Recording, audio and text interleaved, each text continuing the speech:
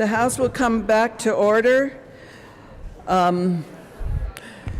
Representative Mullica. Thank you, Madam Speaker Pro Tem. It's an honor to serve with you. Honor to serve with you. Madam Speaker Pro Tem, I move for a call of the House. A call of the House has been requested. Let's see if I see 10 hands. Okay. The motion is properly sustained. Will the sergeants please close and lock the doors? And Mr. Schiebel, turn on the chimes. Members, push your buttons to indicate your presence. And Mr. Schiebel, please call the names of those who are absent. And will the sergeants please locate the members who are missing?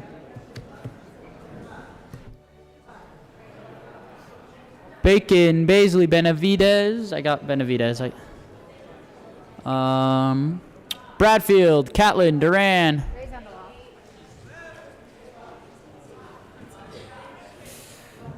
Geithner, Gonzalez, Gutierrez. Gray is on the wall. Sandridge is on the wall. Holtorf. Judah. Larson. Lontine. Representative Luck. Representative Rich. Rep Soper. Valdez D. Weissman.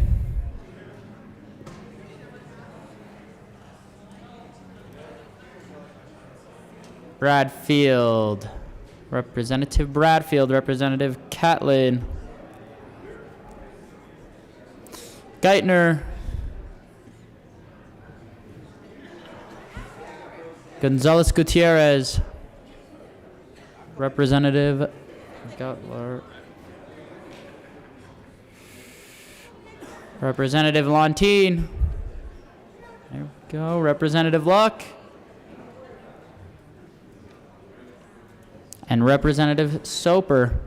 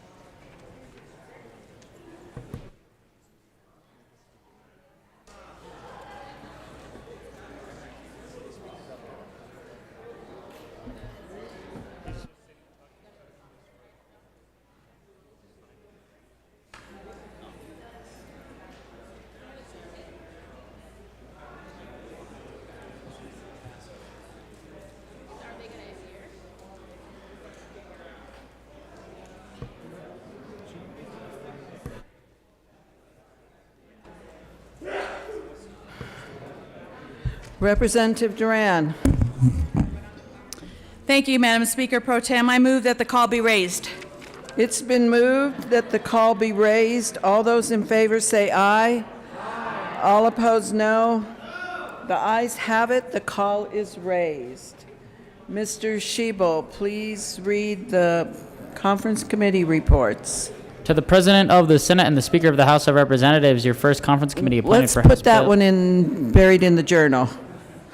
What about a message from the Senate? Madam Speaker Pro Tem, in response to the request of the House. That one for a should go there too. So, Madam Majority Leader. Thank you, Madam Speaker Pro Tem. I move to proceed out of order for conference committee reports. You've heard the motion, see no objection. We will proceed to conference committee reports. What? Which one do we do first? I think either one, yeah. Bacon, do you want to go first? Cool. Okay. But 196. he's coming. Oh, 196 is mine.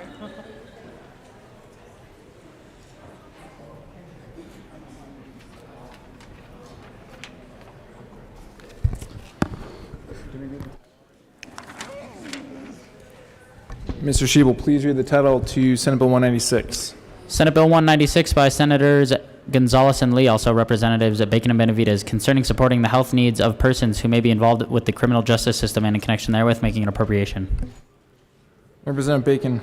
Thank you, Mr. Speaker. I move for the adoption of the first report of the first conference committee on Senate Bill 196. That is a proper motion. Would you like to explain? Yes, members, we primarily focused on what kind of entities, organizations would be eligible for the grants, and we expanded that to include nonprofit hospitals. We also talked about the use of dollars to support withdrawal and withdrawal programming. We previously made some changes in 1326 to include that, but ultimately we decided to keep that in the bill. And then lastly, we talked about how to support competency evaluation and restoration. Urge and I vote. See no further discussion. Good. Take a sip of water. The question before us is the adoption. I literally just lost my voice, standing up here. Is to adopt the first conference committee report for Senate Bill 196. See no further discussion. Mr. Shebel, please open the machine, and members, please proceed to vote.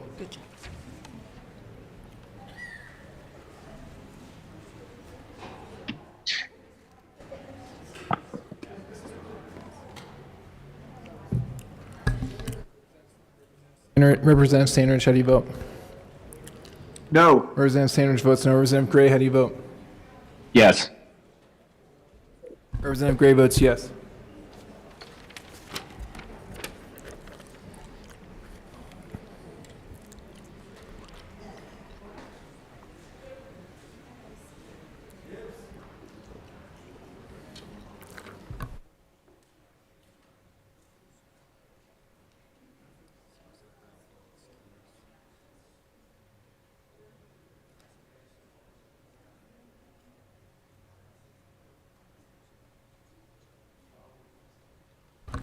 Please close the machine. 41 aye votes, 21 no votes, and 3 excused. The motion to adopt the first conference committee report on Senate Bill 196 is adopted. Majority Leader Eskar. Thank you, Mr. Speaker. I move for the repassage of Senate Bill 196 as amended by the conference committee report. The motion before us is the repassage of Senate Bill 196 as amended by the first conference committee report. Mr. Shebel, please open the machine, and members, please proceed to vote. Representative Sandridge, how do you vote? No. Representative Sandridge votes no. Representative Gray, how do you vote? Yes. Representative Gray votes yes.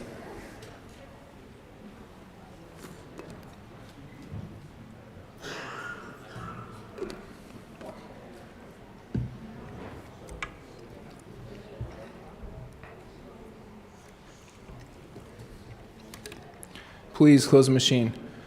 With 42 aye votes, 20 no votes, and 3 excused, Senate Bill 196 is repassed as amended. Co-sponsors.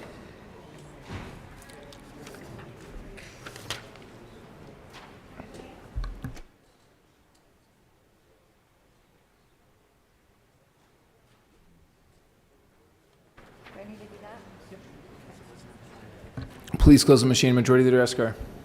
Thank you, Mr. Speaker. I move for immediate consideration of the conference committee report on Senate Bill 120. Seeing no objection, we will move to immediate consideration of the conference committee report on Senate Bill 120. Mr. Shebel, please read the title of Senate Bill 120. Senate Bill 120 by Senators Janal and Quorum, also Representative Sullivan, concerning the regulation of kratom processors and in connection therewith, making an appropriation. Representative Sullivan. Thank you, Mr. Speaker. I move for the adoption of the first report of the first conference committee of Senate Bill 120. That's a proper motion. Would you like to discuss it? Yes, thank you, Mr. Speaker. When this Bill came over here. We made a big change to it and created a feasibility report. So that's why it had to go back over to the Senate side. Notably, they were disappointed with that. So we had this conference committee, and I want to thank Representative Kennedy and Representative Larson for helping out on this. So what we did is continue on with the feasibility report, and we addressed some of the concerns that we heard during the committee hearing and the following conversations that we had with it afterwards. We've created a effective date for January 1st, 2024, for a part to deal with the age restrictions for it. So that addresses a lot and also gives the Department of Revenue the opportunity to go ahead and fully do the report that they were looking to do. And with that, I ask for an aye vote. Representative Molko. Thank you, Mr. Speaker. And I had the privilege of sitting through the majority of this conference committee. I've had the privilege of debating this bill on the floor, of hearing it in the committee of reference as well. And I think the number one thing that we have to remember, members, is that the Department of Revenue is going to be the agency that regulates this product. This is a product that we've heard testimony helps individuals get off of opioids. We heard testimony that an individual stopped using fentanyl, and this was a replacement. It helps with anxiety, helps with pain. All of that testimony tells me that this is a very powerful product. And it's a product that's being sold in our convenience stores. It's a product that's being sold at your local Circle K down the street. And I think what we're talking about is we want to regulate this. But when we go to the Department of Revenue, they told us they didn't understand what they were trying to regulate. They didn't know what this was. And that's where we came up with this concept that we ran in committee, is to make sure that we allowed for that study so the Department of Revenue could identify what they were trying to regulate and regulate it in an appropriate way. And I think what we're doing here in this conference committee report is actually getting that cart ahead of the horse. And I understand what's trying to happen. We want to make sure that these products are being regulated, but we actually don't have a way of legitimately regulating this product because we don't have a licensing mechanism. Every other age-restricted product, if it's tobacco or if it's alcohol or if it's marijuana, we have a licensing mechanism in place to regulate that product. We don't have that in place here. We are trying to rely on the criminal code to regulate some of this until DOR can come back with a recommendation to the legislature. But again, I think my concern is are we skewing that? Are we premeditating what that regulation is like, rather than give Department of Revenue a clean slate so they could truly figure out how they want to regulate in the fashion that they want to regulate? And we're not doing that. We are truly getting that cart ahead of the horse. And I think that we need to allow the department to figure this out. And really, I think some of the stuff that we're doing in here are truly just words on paper and not going to have the intended impacts that I think we're trying to look for. And so have some serious concerns here. Definitely would have preferred us to concur and have the Senate concur with what we did. But in this current form, I can't support it for all the reasons that I listed, and would hope that we could send that back to the Senate and get truly what we need to get to, which is allowing Department of Revenue having a clean slate to truly figure out how to regulate this product that, through testimony, we've realized is a serious product that deserves serious regulation. Representative Wantine. Thank you, Mr. Speaker. So we heard this bill in the Health and Insurance Committee and began to, really try to read what the bill was about, and realized that there really wasn't any kind of teeth to this bill, that there really wasn't enough of resources for the Department of Revenue to do any kind of age restriction in a respectful manner, that they truly, as Representative Mullica mentioned, did not understand this product. I had heard of Kratom some years ago, but I really didn't know what it was. I started reading about it when we got, the spill in front of us and realized that this is on the shelf now. Our kids could go to a store now and buy it. There's no age restriction at all on it. And it has some pretty serious and potentially harmful consequences to it. But we don't know what it is. FDA doesn't regulate it, and we don't understand it. So I echo Representative Mullica's belief that this is something that deserves study before we figure out what our next steps should be. I have also heard from the department that there really isn't enough resources to put forth towards any kind of age restriction regulation as has been laid out in this committee report. And for those reasons, I would also ask that we send it back to the committee or to the Senate to ask them to concur with House amendments. And I have serious concerns and can't support the committee report as it is. Thank you. And Representative Montine, just double checking, that wasn't actually a motion, that was just, okay, very good. Okay, Representative Soper. Thank you, Mr. Speaker. I heard this bill both in health and insurance and in finance, because apparently I have bad luck. I had actually never heard of Kratom until really a few weeks ago, a handful of weeks ago. I'll never forget sitting in health and insurance, and my colleague from Douglas County asked the one pertinent question of one of the witnesses. He said, "Are you safe to drive after you've had Kratom?" And this witness, who owns a shop that sells Kratom, replied like this. He said, "The first time I tried Kratom, absolutely not. I would not be safe to drive.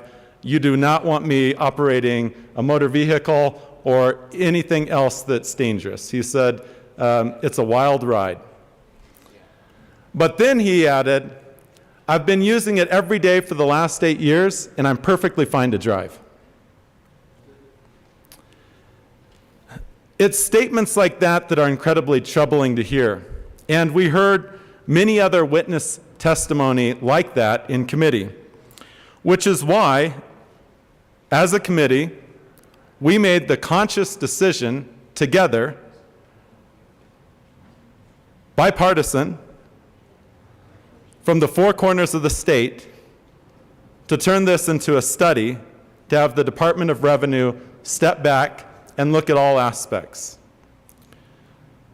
I've served long enough in this chamber to know that something is fishy when you have lawmakers from Utah and New York flown into Colorado, paid a lot of money to be here, when you have high-priced lobbyists working a bill like this, wanting to have a little bit of regulation to get ahead of what 99% of Coloradans have actually never heard of. I guarantee you, if we were to walk down most streets in Denver, excluding, say, Colfax, probably most people have never heard of Kratom. And that's why it's important, as we're moving into a regulatory framework, that we take that step back and we appropriately give the tools to a state agency to advise us on how to regulate this particular product. What we did learn in health and insurance and in finance is that it's much more than just a cup of coffee. It's much more than just a cup of tea. And this is something that does require being studied a little bit. Now, what the report lays out in here is, yes, it includes a definition of Kratom. It then talks about, before a certain date that it must be age restricted, and signs have to be placed, and that the executive director can promulgate rules. Well, this is, exactly as my colleague from north of Denver was talking about. This is getting the cart before the horse. These are the types of things that we're expecting the department to give us, the General Assembly, as far as recommendations, but yet we're already spelling them out here in this particular committee report. I find that very troubling that we're both asking for recommendations and at the same time prescriptively writing them into the report as well. And that means that the position actually never did change. That actually means that we're right back to the original bill as introduced in front of the Health and Insurance Committee here in the House. The other element is that if we are giving the director the ability to have sanctions for violating, for example, the age restriction or the failure to post a proper signage, then we actually should go back and have an appropriation to this bill. Because when I look over to something, say, similar, let's pick a lesser drug like tobacco. Well, we actually have elements in statute, for example, selling to minors, and it lays out a sanction of in an amount of $250, but not more than $500 for the first offense, and then it continues on. And then there's the prohibition on selling fewer than 20 cigarettes, and then more than 20 cigarettes. I won't bore you by going through the entire CRS that concerns something that would be lesser but equivalent. But that also means that there's a cost of prosecution, and it's a cost to the state that's actually not being included here. So now we're telling the executive director to go ahead and make rules, which, by the way, is outside the purview of this body. And last time I checked, our job is to promulgate rules. People expect that. That's hence we have the name legislator. And this is already delegating that to the department to come up with, in addition to being very prescriptive in what their findings should be from the study. If you're studying something, you don't already suggest what the answer is. When I go to write a research paper and I have a hypothesis, I don't start with a position that I know exactly what it's going to be. Instead, I'm going to explore. I'm going to see how addictive is kratom. I'm going to follow the scientific method. And so you're going to test that. That's what I expected the Department of Revenue to do. This takes us away from the scientific method. It takes us away from an age-honored mechanism that we've been using for almost 150 years in Colorado when we have very difficult positions like this. And I say we should reject the first conference committee report and go back to the original version that came out of the House of Representatives. Thank you. So that was a motion. Yeah. Okay. So just so I can restate it and then we can debate it. The motion before us is to reject the first conference committee report. And can I jump ahead of you? Yeah, I guess Representative Silber, can you just clarify what you would like to do? Representative Soper. Thank you, Mr. Speaker. I guess to be very clear, I move that we reject the first conference committee report on Senate Bill 120. And revert back to the House position, adhere to the House position.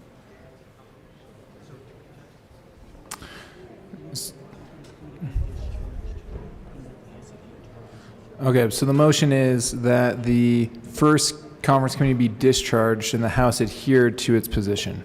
That's correct. Okay, so that is the motion. Representative Kennedy. It's okay if I go first? Yeah, sure. Thank you, Mr. Speaker. I'm here to ask for a no vote on Representative Soper's motion. I was waiting my turn to speak in support of Representative Sullivan's. And I think that if you read the conference report closely, it's actually a very pro-consumer protection bill. I don't disagree about the seriousness of kratom and the concerns that it may pose a serious consumer risk. And that's why I think you should vote no on Representative Soper's motion. And let me just explain how we're doing this in here. The conference report does include the study that the House Health and Insurance Committee amended in. So the Department of Revenue is going to conduct this study and come back with recommendations that we can choose to act on in the 2023 session. But what we added to the House version in conference committee were a couple different things. One, we decided that there was enough of a consumer protection concern now that we did not want to wait a year to establish an age limit for sales. So this conference report says you cannot sell to people under 21 years of age. That is a consumer protection we are establishing in law right now as this study goes on. I think that there's another bit of language in here that directs the Department of Revenue to establish certain regulations such as labeling of products and certain kinds of other consumer protections, but those don't go into effect until January 1st, 2024. And that is because we want to give the legislature time to act on the department's recommendations. So if we take action in 2023, we're very likely to strike this language and come up with our own set of regulations on kratom products. If we fail to act in 2023, however, this language gives us a backstop where it will direct the Department of Revenue to commence rulemaking to establish regulations of kratom products. Now, one of the things that Representative Lontine spoke to that was a valid concern is something I do believe we addressed in this conference committee report as well. What she expressed a concern about was that if we put this language in here, we are potentially biasing the study. We are potentially giving an argument to those who don't want to regulate kratom products, who can go and say, no, you can't do anything on labeling. We already put that in this language. Well, to address that concern, we put language in a legislative declaration making clear that in no way does this language tie the hands of the Department of Revenue. Their study will be what it is. It will offer recommendations, and we will have the opportunity to take action. And the real question is not whether or not to regulate kratom products. The question is, do you do a regulatory scheme that looks more like tobacco products, or is it so serious that you do a regulatory scheme that looks more like marijuana products? And that's the big question mark. That's the big gray area. We don't know where that's going to fall, and I think it will be on us next year to come back and decide. But for the time being, what this conference report does is requires the department to do a study, but establishes an age limit now so that that you cannot sell these products to minors. So again, I ask for a no vote on the motion to reject the conference committee report. Okay, let me just restate the motion because I think I had it slightly wrong. The motion is to discharge the conference committee and adhere to the House position. So I think I said reject. I should have said discharge. Just want to make sure that I correct myself. Representative Larson. Thank you, Mr. Speaker. So yeah, I just want to come and actually lend credence to what Representative Kennedy just said and encourage you to adopt or to reject the motion ahead of you.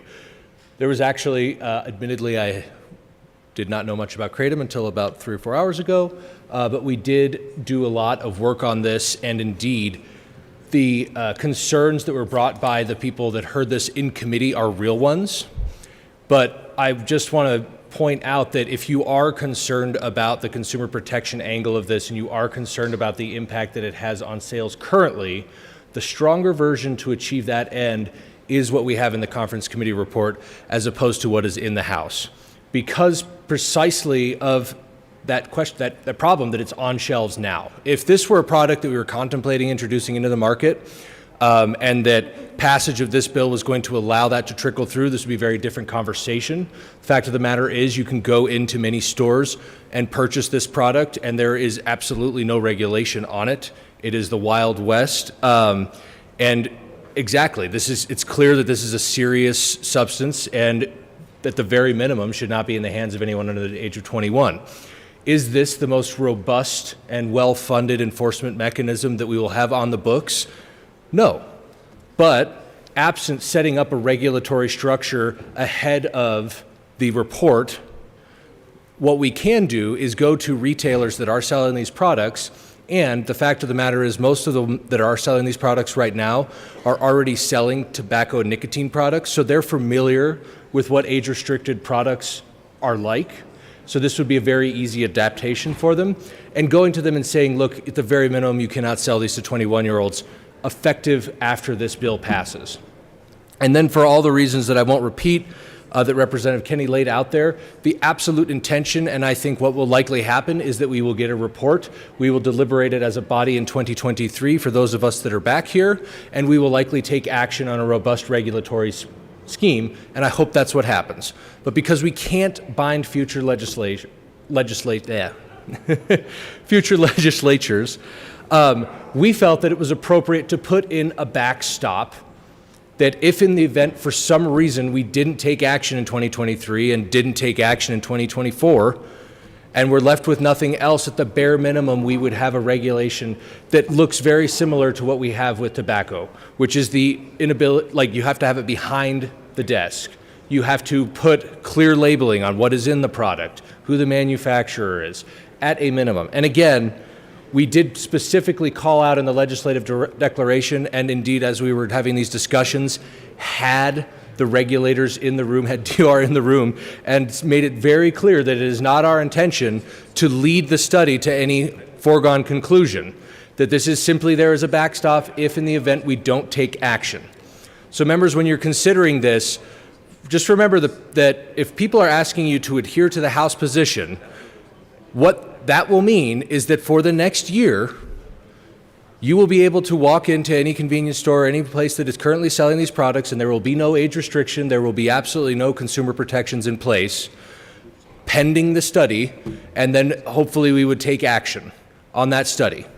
If we adopt the conference committee report, then we will have at least some age restriction. We will have a clear signal to the marketplace that you cannot sell to minors.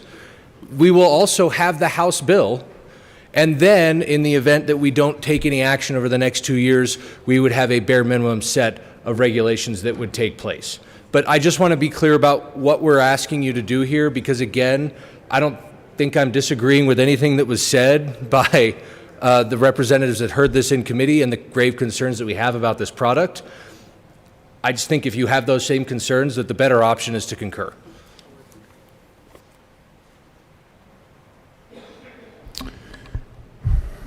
Representative Soper, and then Malka. Thank you, Mr. Speaker. And I just wanted to come respond to a few things that I heard down here at the well. First of all, there's no licensing requirement right now. So who's selling Kratom? Are you selling Kratom? Are you selling Kratom? We actually don't know. We don't know who's selling Kratom right now. There's no licensing mechanism that's being included here in the first conference committee report. Second of all, what we've heard is that this is going to somehow protect our kids.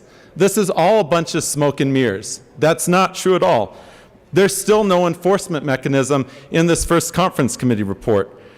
We can say that no person shall knowingly prepare, distribute, advertise, or offer to sell Kratom that is adulterated with fentanyl or any other controlled substance, or sell Kratom products that doesn't have a label, or to sell Kratom products to anyone who's under the age of 21. That's nice language, but there's no enforcement mechanism. We also have no licensing mechanism. So A, we don't know who's selling Kratom, and then B, there is no enforcement mechanism in here at all. There is the obligatory language on page 3, and there's no line number, but it talks about the executive director may promulgate rules. Even emergency rules take a long time to promulgate. And on top of that, it makes absolutely no sense that the department is going to be studying whether we should regulate Kratom and then at the same time be drafting enforcement rules. It's putting the cart before the horse. It's also very confusing because we also don't have a licensing regime that's been set up. And so you actually don't know, as a state, as a city, as a county, your law enforcement officials don't know who's currently selling Kratom, and the department doesn't know. And so if you're actually going to try to inspect, does someone have the proper signage? Why would you even put up the signage? That's now advertising, come regulate me, but you haven't even set up the regulatory regime. That's why it's important that we go ahead and reject the first conference committee report and adhere to the House's position. Thank you. Is there further discussion on that substitute motion? Representative Molka.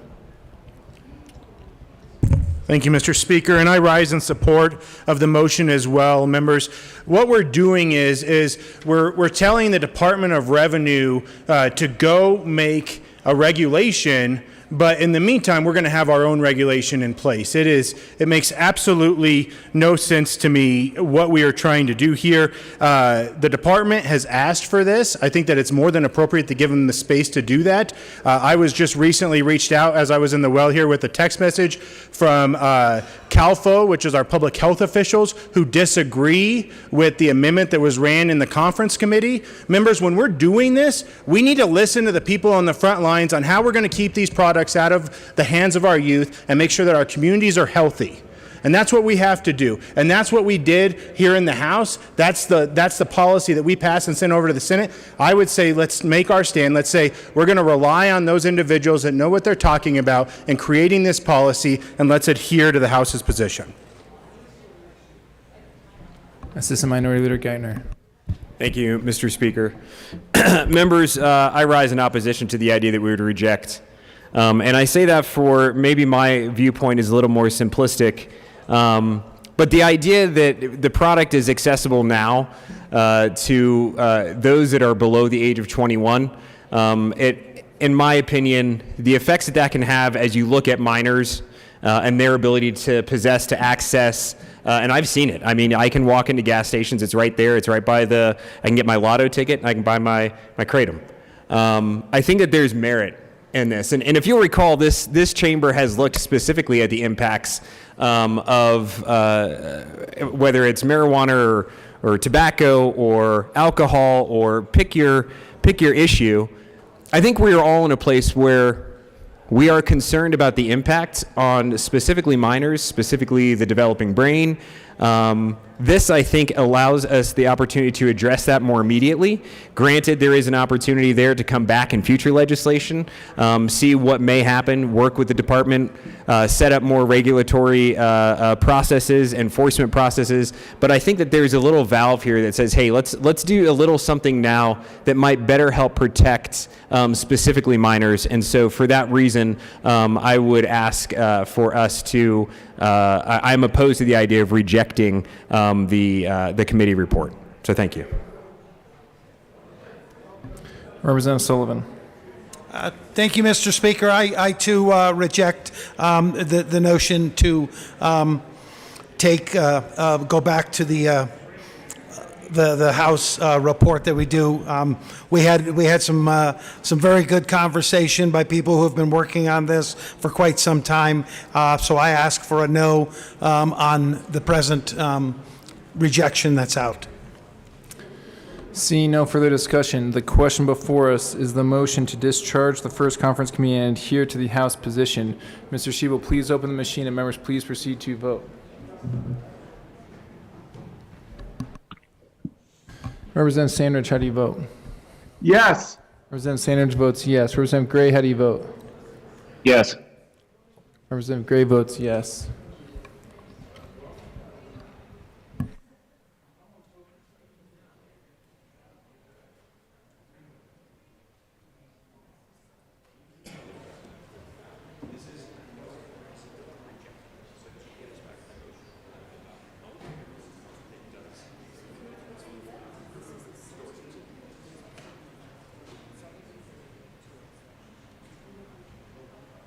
Please close the machine. With 24 aye votes, 40 no votes, and 1 excuse, the motion to discharge the first conference committee and adhere to the House position fails. We're back to the original motion. Is there any further discussion? Seeing none, the question before us is the adoption of the first conference committee to Senate Bill 120. Mr. Shebel, please open the machine and members please proceed to vote.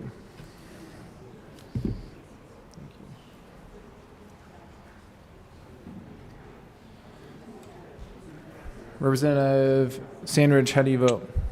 No. Representative Sandridge votes no. Representative Gray, how do you vote? Yes.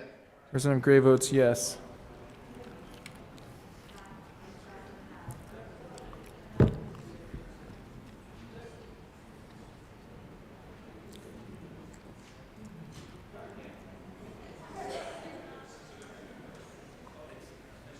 Please close the machine. With 44 aye votes, 20 no votes, and 1 excuse, the first conference committee to Senate Bill 120 is adopted. Majority Leader Eskar. Thank you, Mr. Speaker. I move for the repassage of Senate Bill 120 as amended by the Conference Committee report. Question before us is the adoption, or is the passage of Senate Bill 120, is the repassage of Senate Bill 120 as amended by the first Conference Committee report. Mr. Shebel, please open the machine, and members, please proceed to vote. Representative Gray, how do you vote? Yes. Representative Gray votes yes.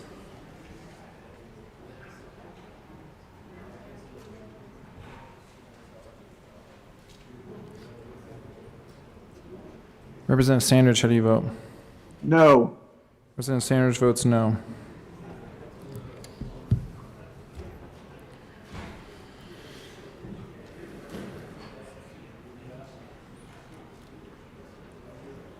Please close the machine. With 44 aye votes, 20 no votes, and 1 excused, Senate Bill 120 is repassed as amended. Co-sponsors.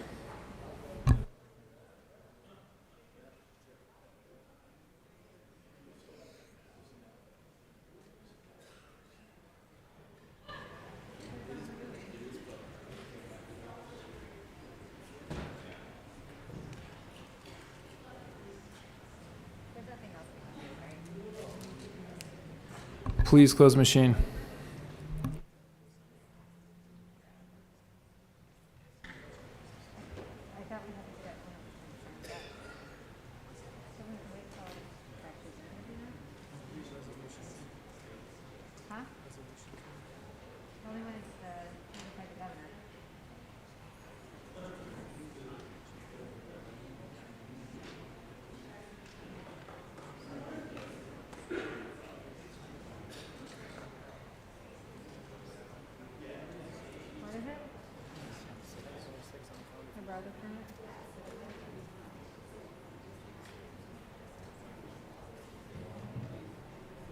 Majority Leader Fenberg. Sorry, Majority Leader Eskar. Thank you, Mr. President. I'm sorry, Mr. Speaker. Members, I move to proceed out of order for the immediate consideration of House Joint Resolution 1026, but don't get too excited yet.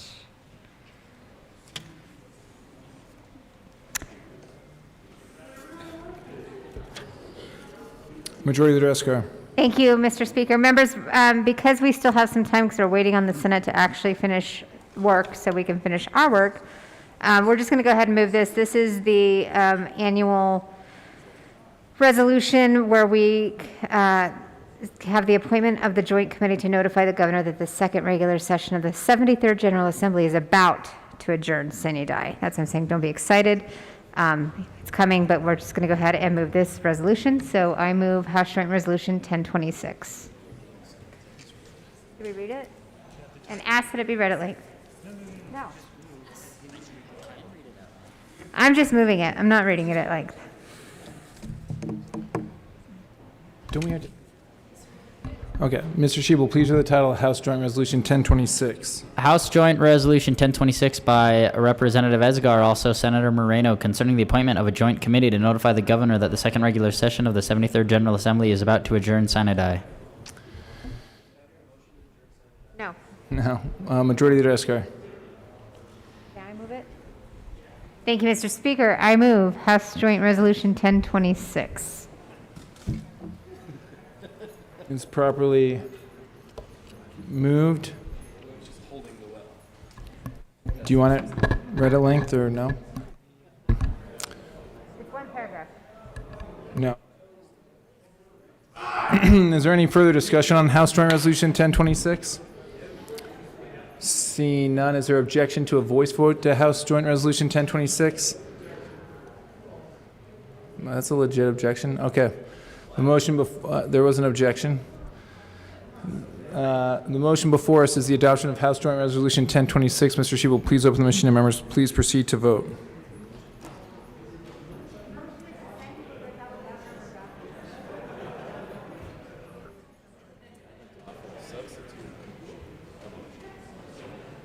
Why would you object and then vote yes? Just Representative Sandridge, how do you vote?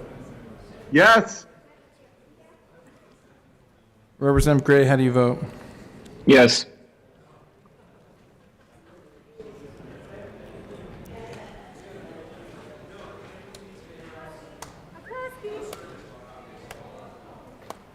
Please close the machine. With 64 aye votes, 0 no votes, and 1 excused, House Joint Resolution 1026 is adopted unanimously when there was an option for a voice vote. Is there a majority leader Escar? Thank you, Mr. Speaker. Let's try this one. I move that this morning's roll call be added as co-sponsors. Is there any objection to this morning's roll call be added as co-sponsors? No. This morning's roll call will be added as co-sponsors. The group of members to notify the governor are Representative Tipper, Representative Lantina, Representative Neville.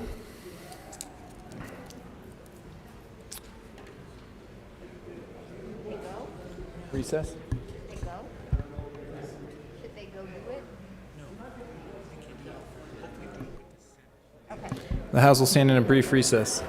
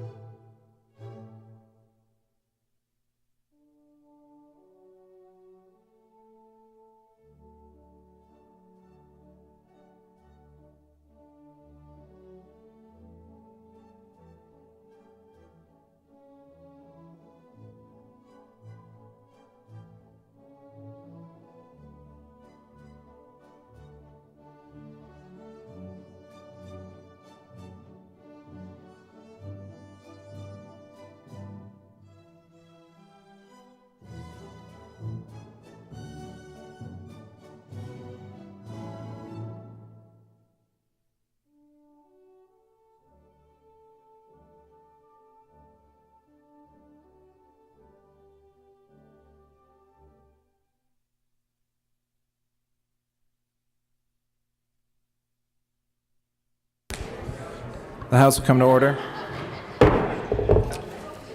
Signing of bills, resolutions, and memorials. The Speaker has signed Senate Bill 6, Signing of bills, resolutions, and memorials will be printed in the journal. Message from the Senate. Mr. Speaker, the Senate voted Message from the Senate will be buried in the journal.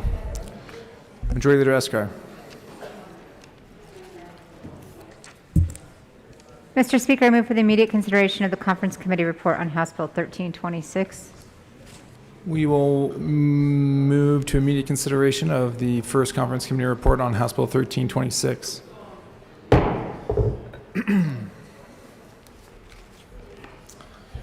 Mr. Shebel, please read the title to House Bill 1326. House Bill 1326 by Representatives Garnett and Lynch, also Senators Pedersen and Cook, concerning measures to address synthetic opiates and in connection therewith, changing the criminal penalties associated with synthetic opiates, using a substance abuse assessment to direct appropriate treatment at sentencing, providing opiate antagonists in the community, providing synthetic opiate detection tests in the community, creating immunity for furnishing synthetic opiate detection tests, providing treatment for persons in the criminal justice system, developing a fentanyl prevention and education campaign, providing funding for substance use and harm reduction, evaluating substance use and harm reduction needs across the state, requiring a post-enactment review of the implementation of this act and making an appropriation.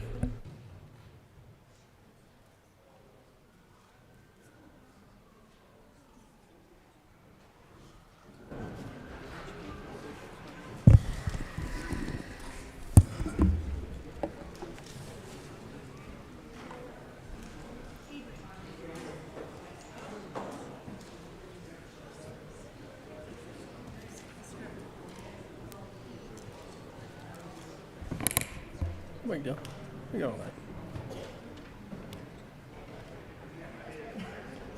Want me to do anything on this? Or want me to just stand pretty?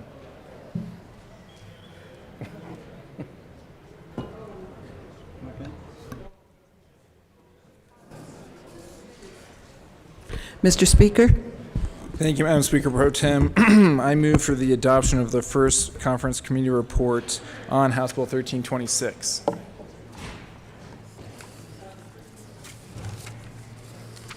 And in that Conference Committee report, we met as a committee, we voted 6-0, and we did three things. We cleaned up some of the MAT language to make sure that those who are in jail get an evaluation and they get the medication that works best for them. That's important. We really focused in on this process around if you didn't know that there was an illegal substance, if fentanyl was in your other controlled substance. So let me give you the best example. Now remember, when the bill left here, we had created two mental states, and there was people who argued that that was very confusing, and the Senate removed that language. Again, we were always trying to find a process for those people who had an illegal substance that had a higher cut point on the felony possession than fentanyl, and that if they didn't know that they had it, they shouldn't be charged with that felony. So through all of this work, we have landed, and I hope everyone has a copy of the Conference Committee report, on I think a process that is very fair and can be implemented by the courts. And so let me just walk through with you what that means. And let me just do it in an example. And I've told this example to many of you, and so you're probably going to be bored of me telling it again, but let me just do it one more time. I drive to Representative Catlin's house to buy cocaine. This is all hypothetical for the people watching at home, okay? And I buy 3 grams of cocaine. The felony cut point on cocaine is 4 grams, okay? So it's 4 grams. I buy 3 grams. I'm driving home. Sheriff Pico pulls me over. Sheriff Pico sees the 3 grams of cocaine compound mixture in my car. He tests the compound mixture to make sure that it's a controlled substance. Fentanyl pops. He arrests me on felony possession of fentanyl. I'm charged with felony possession of fentanyl. The DA doesn't plea me down on simple possession. I go to trial. I know that I didn't know that fentanyl was in the cocaine. I have a text message to Mark saying, I'm coming to buy my cocaine, Mark. what we're doing is we're establishing a process that in court the defense can say, present evidence to create the next process of mistaken fact. So they, before the court, show the text message that I sent to Catlin, and they say, listen, this should be considered mistaken fact. And if that happens, at the end of the trial, the prosecution still has the burden to prove the case, but at the end of the trial, the jury gets a set of interrogatories similar to the heat of passion, and they go through these questions during their deliberation to determine, it's not an affirmative defense, okay, to go through whether or not they believe I was mistaken. If the jury, if the peers believe I was mistaken, they can reduce the penalty from a felony to a misdemeanor. An affirmative defense means that the person has a complete walk. You just walk.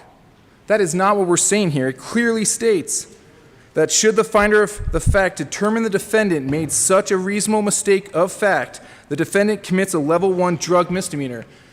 This still has accountability, culpability, responsibility. You do not walk. This is not an affirmative defense. You are charged with that misdemeanor. But this is a way to make sure that we are, in these rare circumstances, able to take into consideration the fact that fentanyl is showing up in a lot of other controlled substances. We also got rid of the repealer of that part of the statute. And I know some people really don't like that, and I understand why. And some people do like that, and I also understand why. But I believe we have worked so hard on this piece of legislation all session long. No other legislature will put in the care that we have, and therefore just repealing it, in my opinion, isn't the best outcome, and so that is also here. Those are the three things. I urge a yes vote on the conference committee report. Representative Carver. Thank you, Madam Chair. Members, it's late, so I'm trying to make this as succinct as I possibly can. As you know, prior to 2019, felony possession of any amount of fentanyl was punishable. And in that circumstance, as with other possession of illegal controlled substances, the only intent, that is mens rea, what is your mental state, what do you know? The intent required is that you knew it was a controlled substance, that you knew it was illegal. So as we worked our way through this fentanyl bill, as you recall, the original House version included, when the felony possession piece amendment was put in to 1326, it said, okay, 1 to 4 grams will be a felony possession, but only if you knew or should have known, and there was some language on belief, but that was basically the deal. In other words, it was a specific intent that you knew or should have known for that 1 to 4 grams. Less than 1 gram would remain a misdemeanor. That created a lot of consternation by the DAs and law enforcement that it would be almost impossible to prove knew or should have known that fentanyl was present in those illegal substances that you acquired. And that is why the Senate took that language out for possession of 1 to 4. And then when the bill came back over here, the decision of the House was not to concur, right? Not to concur in the Senate amendments and to go to conference. So Now, where are we? So there has been a belief, I believe, shared by both sides, that the knew or should have known meant that the felony possession of 1 to 4 grams was not viable. It wasn't real. You couldn't actually do it. So now let's look at this language. And I will tell you, and I understand respectfully, that there are 22 DAs, right? And there are different views. But I managed to get on the phone with 3 that I knew had different positions on this bill. Showed them the language and asked them the question: can you effectively prosecute felony possession of 1 to 4 grams with this language? And the answer universally of those 3, now that's just 3 out of the 22 DAs, but I specifically picked 3 that I knew had different positions on this bill. All 3 of them said no. And here is why, members.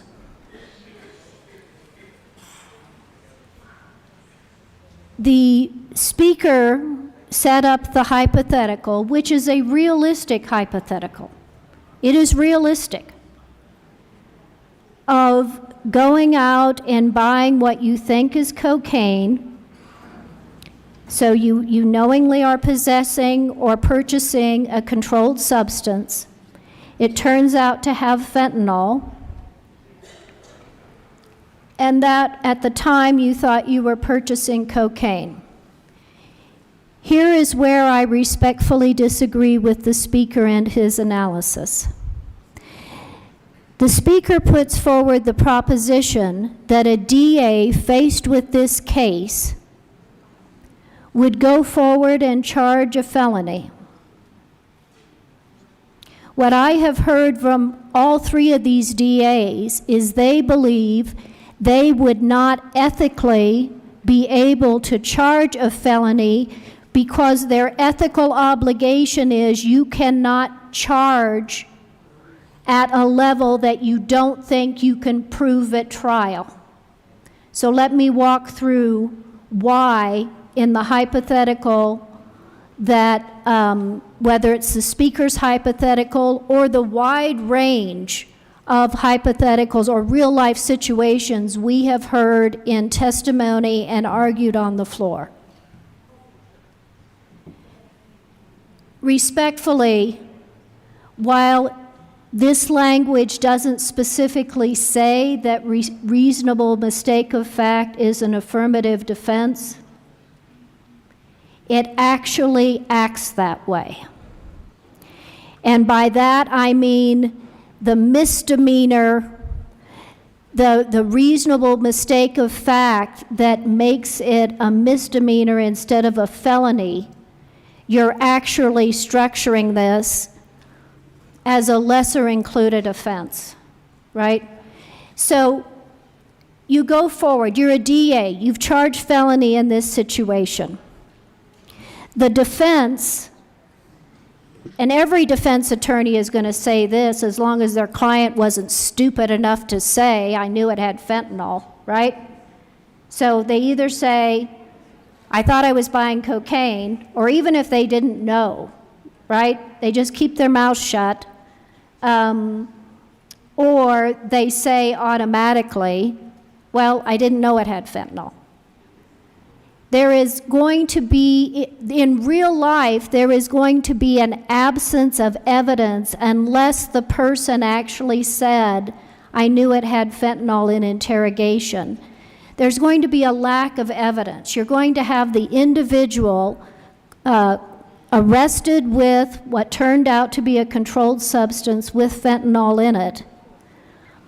But now the defense, charged with this felony, raises the issue and puts forth to the jury, the finder of fact, that could be a jury, could be a judge, saying, I didn't know, I had a reasonable mistake of fact. This doesn't expressly say that the defense has the burden of proof on that. And so the way all three DAs read it, which I think is the only way you can read it, is the defense is putting forward what's called a scintilla of proof, which is they're just raising it, right? They don't have the burden of proof. They're raising that, and now that interrogatory goes to the jury. Every DA I've talked to, as well as some of the law enforcement who deal in these cases, say the prosecution realistically would have to put forward evidence disproving that. It's now going to the jury or the judge. The defense has raised with this scintilla of evidence, teeny tiny evidence, I didn't know. That, without anything else, when there's nothing specifying burden of proof, means the prosecution, in fact, has to disprove that. That is the reality. And if they're not able to disprove that, then this says they cannot be found guilty of a felony. They can only be found guilty of a misdemeanor. Representative Carver, you have 57 seconds left. Therefore, members, every DA, some of which passionately want this bill because of the other provisions, have said, in fact, this is an affirmative defense. In fact, this is a backdoor way of mandating knew or should have known, and in fact, you will not, in the vast majority of cases, be able to charge it as a felony and prove it in trial, and in fact, under your ethical obligation, you are now going to face a very difficult position of even charging a felony. So with that, Madam Chair, I would move to reject the conference report and move to a second, to discharge this committee, and that a second conference committee be appointed. This is, if your test, members, if your test Representative is... Carver, I've heard the motion, but you've reached 10 minutes, so can you... Thank you. We're going to have a very short recess, so I can restate that very long motion. Yes, Madam Chair. Thank you.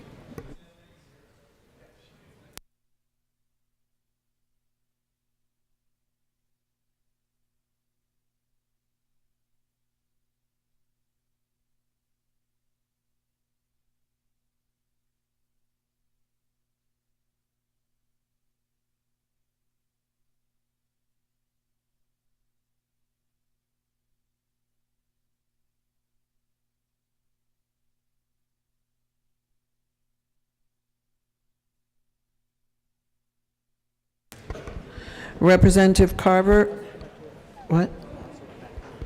We're back in, the House will come back to order. I'm going to restate the motion as I understand it, that this is a substantive motion to the underlying motion, that we we reject the first conference committee report and discharge the conference committee, dissolve the conference committee, and that a second conference committee be installed. Is that your correct motion? Okay. Mr. Speaker. Thank you, Madam Speaker Pro Tem, and I'll just be brief. I urge a no vote on that motion. Okay. Representative Carver. Thank you, Madam Chair. And I won't belabor this, except to wrap up. You see the impossible situation that this is putting our law enforcement and our prosecutors. Again, members, if felony possession is something that you think is important to be addressed in this fentanyl bill, and there are different opinions on that. There are other parts of the bill that address the distribution elements that are very important. This bill has a lot more than felony possession. But if you believe that addressing felony possession is important for the 1 to 4 grams, which is not personal use. That is 10 to 40 pills. Quite frankly, the way I've heard it described over and over again is somebody that has 1 to 4 grams. It is not personal use. And if you want to disrupt that, if you want this bill to effectively address that, this provision doesn't do it. And most DAs believe that in the vast majority of real-world situations they see, they wouldn't even ethically be able to charge. I do not believe that this language ends up being more effective than the knew or should have known. I believe we end up in the same place. And since I believe it is important for us to disrupt possession of 1 to 4 grams with a felony charge, I think that's critically important to deal with the fentanyl crisis that we are seeing, to try and stop these deaths and this stuff that is ubiquitous, moving everywhere. That is why I asked for a rejection of the first conference report, because it doesn't get us there. It doesn't get us to an effective way to prosecute felony possession. And so with that, I would ask that this conference, the first conference, be rejected and we go to a second conference. Thank you, Representative Carver. That is a proper motion. Representative Herod. Thank you, Mr. Speaker. I have a lot of different opinions and thoughts about this bill, about what the conference committee did or didn't do. So I'm like in two places right now, but what I do know is that what we say here creates a legislative intent and a legislative record. And so my understanding of what we have created in the conference committee, what we're debating right now, is whether or not we want to have a mens rea. Whether it's back door, front door, wherever door it is, it's do we want a mens rea? And what the conference committee did was work to create a way for someone who is facing felony charges, who unknowingly has fentanyl, to find a path to true justice and not face those felony charges if they did not know they had fentanyl. And so, for me, I'm gonna go with Representative Carver's intent. I'm gonna agree with what Representative Carver is saying. And I'm gonna take that, coupled with what the Speaker has presented to us, and I'm gonna ask that we reject Carver's motion, Representative Carver, excuse me, and that we vote to support the adoption of the conference committee. They did, in fact, create a mens rea. And how that mens rea will play out will be determined by the court. But at the end of the day, the legislative record that we have set here, the intent that we have set here, is that there is an option for someone who was poisoned or who does not know they had fentanyl to not have that felony charge hanging over them for the rest of their lives. And I personally, I agree with that. And I ask you to join me in agreeing with that, reject this motion, and support the conference committee. Thank you, Representative Herod. The motion before us is that the House reject the first report of the first conference committee, discharge the first conference committee, and that the second conference committee be appointed. Mr. Schiebel, please open the machine, and members, please proceed to vote.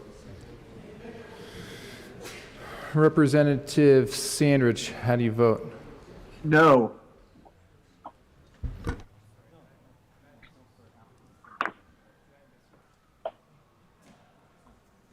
I'm sorry, Representative Sanders voted no. Representative Gray, how do you vote? No. Representative Gray votes no. Representative Bradfield, how do you vote?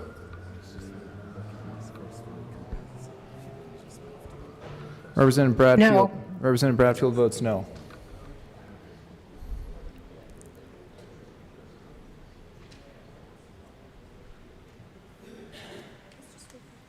Representative Carver. Mr. Speaker, seek clarification. Sure. Are we voting on Rep. Harrod's motion to reject my motion, or are we voting on my motion? I believe there is some confusion Yeah, there. sorry. No, I appreciate you bringing that up, Representative Carver. We are voting on your motion that I restated, which was a substitute motion on my motion.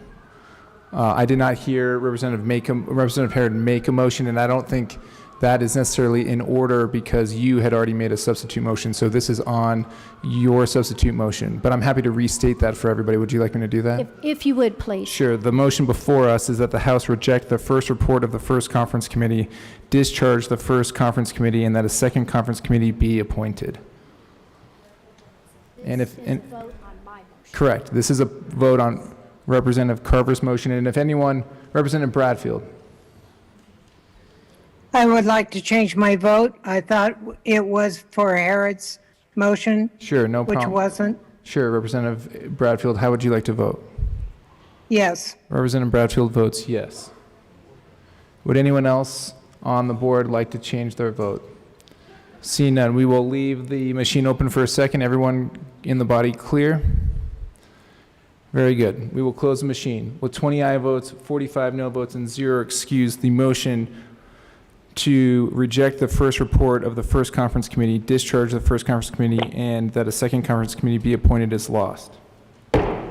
We are back to the underlying motion, which is the adoption of the first conference committee report. Representative Soper and Representative Rich. Thank you, Mr. Speaker. We rise in support of both the first conference committee report and then the underlying bill itself. As many of you may know, we represent Mesa County. Mesa County, through the heart of it, has I-70 running through it. I-70 is America's largest drug trafficking corridor, and fentanyl is the #1 drug currently being trafficked. The largest bust that has occurred within our part of Colorado was 63 pounds of bricks, likely pure. But this is an anomaly. Mostly what comes through are much smaller amounts that would be 100 grams, bags of little blue pills. As a matter of fact, just today we learned that one of my constituents, a student, and I won't name which high school, overdosed on fentanyl. Luckily, through Narcan, they were able to save his life. What we're hearing from our part of Colorado is our citizens want us to do something. They're expecting us to do something. We've heard from our sheriff, our police chiefs, our DAs. We've heard from parents who've lost kids. They're telling us this bill may not be perfect. They admit that. We admit that. But this is something. This is a major step forward to start curing, it's not a cure, to start curing the crisis that was started by policy. Not our policy, other people's policy. What's important about this bill is the distribution element. We can talk possession and we can talk in there. When it came through, I fought hard to make felony from 0 to, and please sit down, from 0 to 4 grams. I just told you that what our DA is concerned about as we're stopping these vans and these vehicles coming on I-70 is they're carrying a much smaller amount. And by lowering a DF1, a drug felony 1, to 50 grams, we're now able to put away these distributors for 8 to 32 years. And if any one of these amounts results in death, then 12 years is the starting point for that prison term. It also changes the entire categories. The cut points are different. From 4 to 50 grams is a DF2, a drug felony 2. That's 4 to 8 years. And a DF3, which would be a distribution of less than 4 grams, a drug felony 3 for distributing less than 4 grams is in here. Now, there is a wobbler that's still in here. We fought hard. We tried to get it a little bit lower. But quite frankly, it's built in here to be able to get those who've become addicts the treatment they need. So 1 to 4 grams would first be charged as a felony, allowing them to wobble down to a misdemeanor upon a community-based drug treatment. 0 to 1 is a misdemeanor. Currently, no one in Colorado for possessing any amount of fentanyl, and by the way, fentanyl comes mixed. It's almost never pure. It's currently charged as a misdemeanor. So for those who would like to vote against this bill, what you're saying is that you agree with the status quo. You agree that we should step back and do absolutely nothing.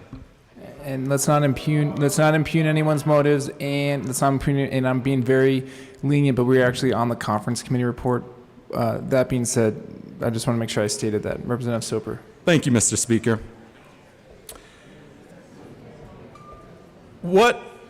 And I'm sorry about saying that. I think your apology is accepted. Thank you. Our current DF1, drug felony class 1 cut point is 1/4 pound, which is 113 grams. So to be able to put that distributor in prison for a very long time, it's incredibly difficult. And the drugs that are coming through on I-70 that are not on their way to Chicago or to New York, the drugs that are intended for the Colorado market are going to be, at this 1/4 pound or less. Almost always less is what we're hearing from our district attorney and from those in law enforcement who are making these busts. Actually, I hate to say it now, on a weekly time frame. This is a major step forward when it comes to distribution. My only plea is that this is still a major step forward to be able to get distributors who are threatening our kids, who are threatening our families, who are threatening the citizens of Colorado in prison. The distributors, in my mind, are the ones that are the absolute worst.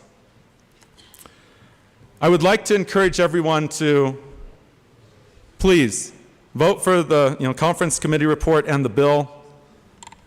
It's a major step forward, and it's one that will save lives. It's one that will take drug dealers off our streets and off our highways, and I would ask for a yes vote. Representative Rich. Thank you, Mr. Speaker.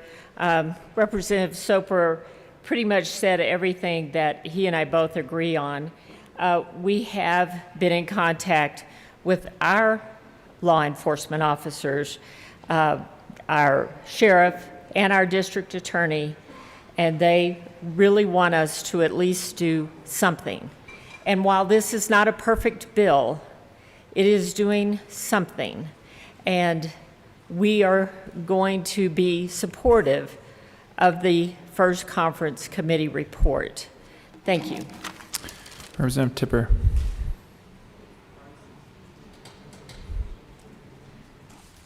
Thank you, Mr. Speaker. I also rise in support of the conference committee report and the underlying bill as amended by hopefully the conference committee report. I did want to address just one thing that I heard, and I know this has been a challenging debate and a long one, and one that's full of a lot of legal jargon.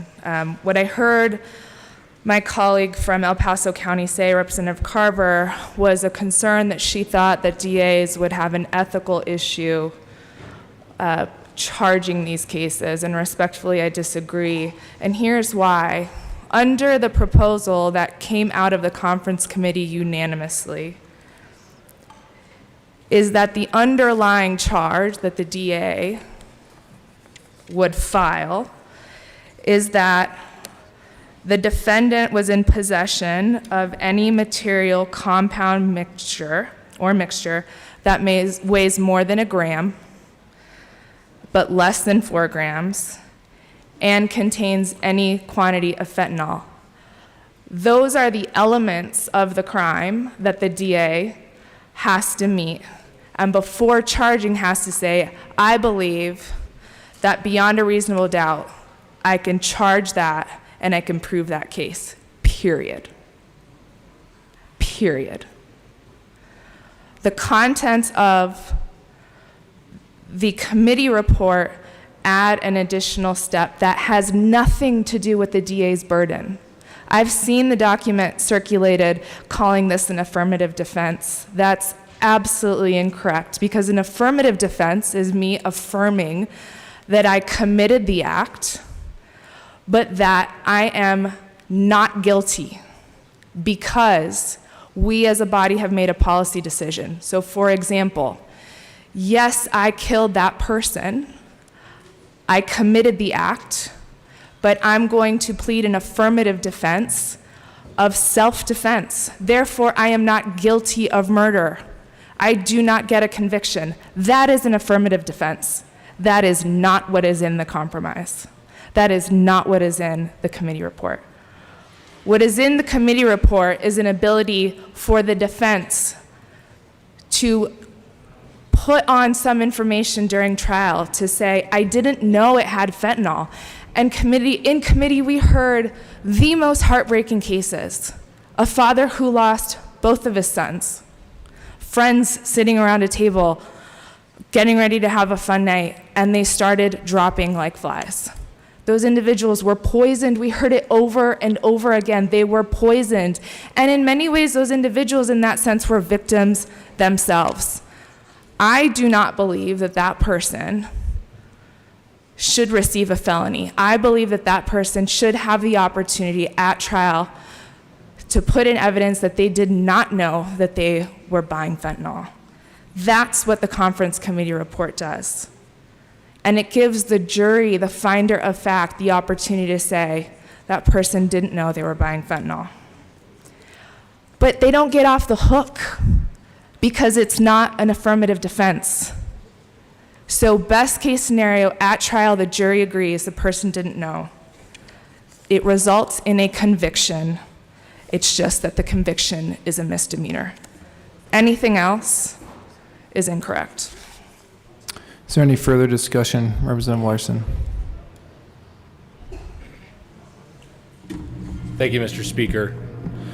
I just want to come up here and quickly address something that I think we heard, and I think a false notion has been placed out here that if you disagree with this bill, that you are in favor of the status quo.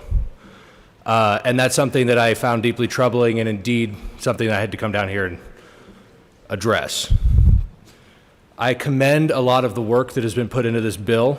I know that this is a touchy subject, and I know that there are many different opinions on many different sides of the aisle.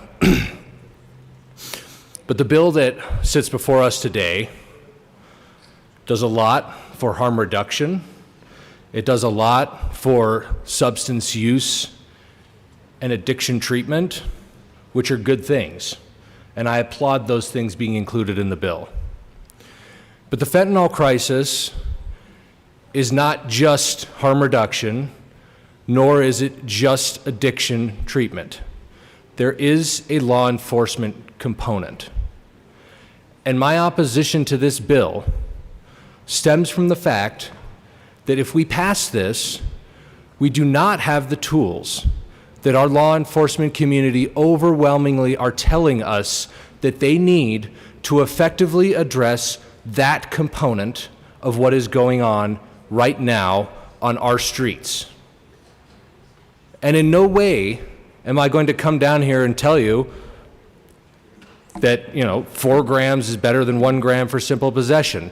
And I'm not going to say that nothing was done on distribution, because clearly there was something done. But what was not done was enough so that our law enforcement community feels like they have the effective tools in the toolbox to disrupt distribution channels, to take that low-level street dealer off the street and effectively get him to where they're out of that distribution channel. And I come down here saying this as somebody who is not involved in law enforcement, so I spoke to my law enforcement, and that is where I am hearing this from. When you have law enforcement officers from Democrat-controlled counties and Republican-controlled counties telling you that this isn't enough, this doesn't give them the tools they need to disrupt supply chains, then why aren't we listening to them? Because I don't think there's a single person in this room that wants people to be dead on the street from fentanyl. I don't think there's a single person in this room that is okay with the status quo. I am deeply offended that somebody would insinuate that. There's going to be all kinds of different colors of all kinds of different sides of the aisle up there on the board tonight, and not a single one of them is telling the people of Colorado that they don't care that people are dying of fentanyl. What they are saying, or at least what I'm saying, and I'll let the other 64 of you decide what you're saying, but what I'm saying is that while I agree that we're doing a lot for harm reduction, for addiction treatment, and while I agree that this is maybe nominally better than the status quo when it comes to the law enforcement angle, that this is not enough, these are not the tools that law enforcement are asking for, and that this is not going to effectively disrupt the supply chain. And what I fear is we are going to pass a bill out of here today, and there are going to be people on the street, and the only difference that it's going to make in their life is that rather than dying from the next fentanyl overdose, they're going to die from the fourth one because maybe they'll have access to some Narcan the first 3 times. And I don't think that's enough. And I think that's what we have here today. So that's why I want to reject this conference committee report, because it's not enough. And because the people of Colorado deserve better, and we don't deserve a false choice of it's either this is the train that's leaving the station, so you're either on it or you're okay with what's going on, because that's not what's happening here tonight. And if anyone says that to the contrary, shame on them. And I am trying to navigate the last couple of comments. It's late, we're tired. Let's be, you heard an apology from a member earlier. I don't think anything was intended. So let's try to narrow this back down to the conference committee report. Is there further discussion on the conference committee report? Representative Bluck. Thank you, Mr. Speaker. I am seeking clarification on what this does. So it's my understanding that an individual is found with a substance that contains fentanyl. If this amendment were to pass, in practice, in court, what would happen, as I understand it, and I genuinely am seeking clarification. So as I understand it, the DA would have to prove beyond a reasonable doubt that that individual had that controlled substance. If they prove that, and there's no other conversation, then that individual would be charged with a Class 4 felony. If, however, the defendant in those proceedings raises some question that says, wait, hold on, actually, I didn't know fentanyl was in that. There's some showing that there's no fentanyl in that. Then it becomes the DA's burden of proof. Again, this is my understanding, that it becomes the DA's burden of proof to overcome that showing, that initial showing. Because in the language, there's no burden of proof listed, right? It is just a showing of evidence. So if you can help me understand that, I would be greatly appreciative. Representative Tipper. Thank you, Mr. Speaker. Thank you, Representative Luck. A good question. It is, like I said, I've been saying wonky and legal. So the way that I understand that this works is that a trial happens, and in the course of the trial, yes, you're correct. The DA's burden is to prove controlled substance that weighs more than a gram, but more than a gram in this case, right? Less than 4. And of course that the controlled substance contains fentanyl. And realistically, that means we're talking about every controlled substance. Let's not lose that nuance, right? We heard in committee that every street drug has at least trace amounts of fentanyl in it. So in the course of the case that the DA puts on, Those are the only two elements that I don't know if it's just two, but those are the two initial elements that they have to meet. During the course of the trial, the defense can also put on evidence, whether it's through cross-examining the police officers, the forensic technician, showing text messages, as the speaker said. And if that evidence gives rise to a level of understanding that the defendant did not reasonably, and I don't want to misquote the language, or was under the reasonable but mistaken belief that there was no fentanyl in the compound, there's a special finding that triggers the interrogatory process in the deliberation phase. So really, from the prosecution's perspective, I don't think anything changes because the underlying charge has the two elements. It is just a mitigating factor that the jury would consider. So I'm dumbing this down, or not dumbing, I'm oversimplifying it. The interrogatory to the jury and jury instructions would be, question one, did the prosecution prove beyond a reasonable doubt that the person had a controlled substance? Question two, did the controlled substance contain fentanyl? Question three, was the controlled substance containing fentanyl more than a gram but less than 4 grams for the DF4? If the answer was yes to all three of those questions, it's a conviction, period. The fourth question in the interrogatory is, essentially, did the person make a reasonable but mistaken, or was the person under a reasonable but mistaken belief that the compound did not contain fentanyl? If the jury answers yes to that question, it's a misdemeanor conviction. Under both scenarios, it's a conviction. But there's no burden shifting. All of this is happening during the jury instruction and deliberation phase. It's all on the back end. Representative Luck. Thank you, Mr. Speaker, and thank you, Representative from, Representative Tipper, I didn't know, personalities, trying to follow the rules. So then my next question is, what then becomes the burden for the jury to consider, right? Because in those initial questions for conviction, they have to answer that it has been proven beyond a reasonable doubt, right? That they had the controlled substance, that it was between 1 and 4, and et cetera. But for the latter, for the showing portion, is it just preponderance, or is it also beyond a reasonable doubt that the individual was able to show supporting evidence? What does that fall to?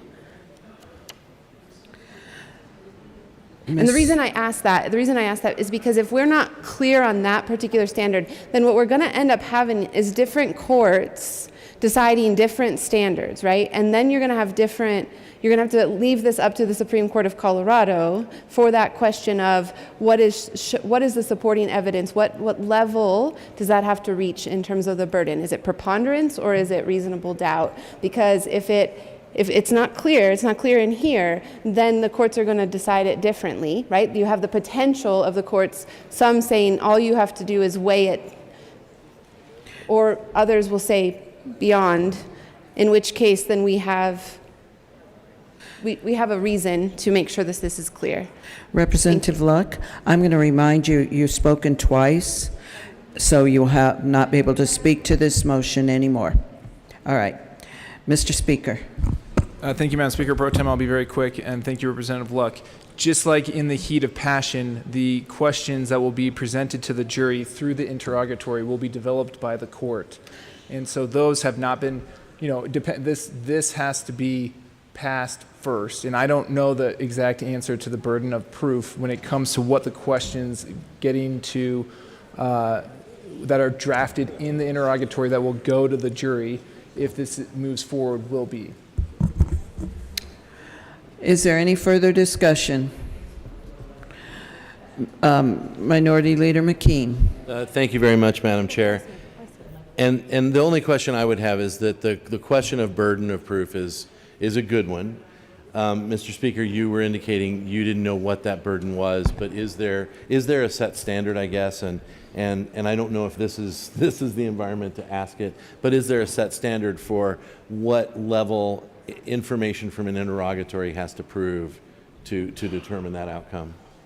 The speaker has spoken twice. I'm looking in the back, but, you know. Yeah, we'll go to Representative Weissman. I've spoken twice on the motion. Or I guess, real quick, Representative Weissman. Sure. Thank you, Mr. Speaker. Mr. Minority Leader, Rep. Luck, wherever she went. I mean, I'm understanding the question. I think that Rep. Tipper put it actually very, very clearly in as plain language as possible. Beyond a reasonable doubt applies to the elements of the offense, which were very plainly set forth by Rep. Tipper concerning what must be proven. That's beyond a reasonable doubt. Those have to be proven by that standard. The instructions that go to the jury based on our statutory law will make that very plain. Sometimes the jury may ask, well, what does beyond a reasonable doubt mean? And we've got that covered in the law, too. There are ways in which a judge can instruct the jury. I understand the latter question. I think that we would find analogous answer. The jury instructions for criminal law are something like 2,000 pages. I was actually about to go looking on here. Rather than try to quote that language, because I don't spend quite enough time in there to quote it, but I would say that by analogy, without trying to quote it, if we were to look to jury instructions, we've talked about the heat of passion question, and I think that analogy would be found by the drafters of the jury instruction that we're contemplating in this statute to those. And again, I don't want to try to quote from memory. That's the best that I can say for right now. But I do believe, and I am urging support on the current motion, which is adoption of the conference committee report, because I do believe it is a much better balance than the Senate version. For everyone watching at home, welcome to the House Judiciary Committee. Representative Bockenfeld. Thank you, Mr. Speaker, and it's an honor to serve with you. Honored to serve with you, Representative Bockenfeld. And I am also a member of the House Judiciary Committee. Yes, sir. Folks, I want to spend the time. And hold on one second, Representative Bockenfeld. Hey, members, I know it's late, but let's please keep conversations to a minimum.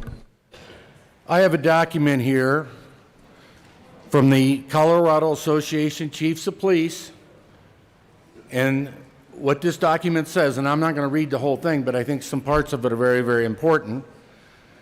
But their legal advisor's analysis, and I just want to point the first one out, and all I'm going to say is this first one was a prosecutor for 11 years and is a legal advisor to the Metro Denver Department. This particular prosecutor feels that this committee report does not go far enough. But I think the one that's the most interesting, and I'm going to read this paragraph to you, is from a legal advisor from the Western Slope. And I personally read this paragraph to the district attorney in Mesa County, and he affirmed that everything in this paragraph is accurate. And he also said he was not the author of the particular paragraph. So the legal advisor on the Western Slope said this: before the district attorney can bring a case to trial, the district attorney has an ethical obligation to only charge cases the district attorney believes he or she can prove beyond a reasonable doubt. Herein lies the rub. How do you disprove the person knew the oxy pills contained fentanyl without some sort of admission or other extra proof? Further, with a high volume of cases, I foresee district attorneys pushing prosecution policy onto agencies. The DAs will say, don't charge a Class 4 felony possession case unless you can get an admission they knew it was fentanyl. Our office will reduce the charge to an M1 misdemeanor when it comes over.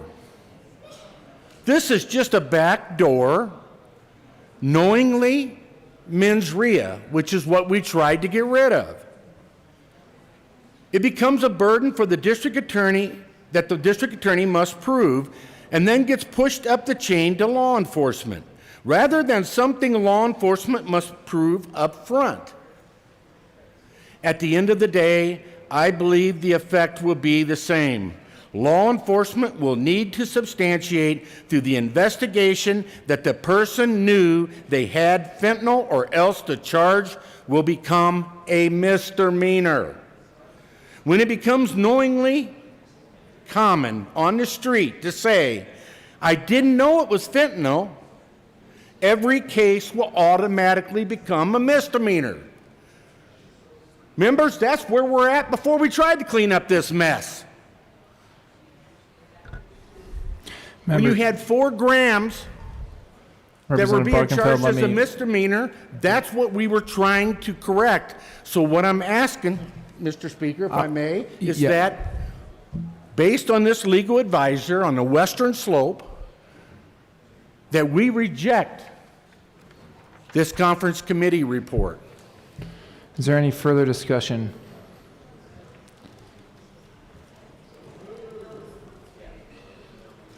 Representative Soper.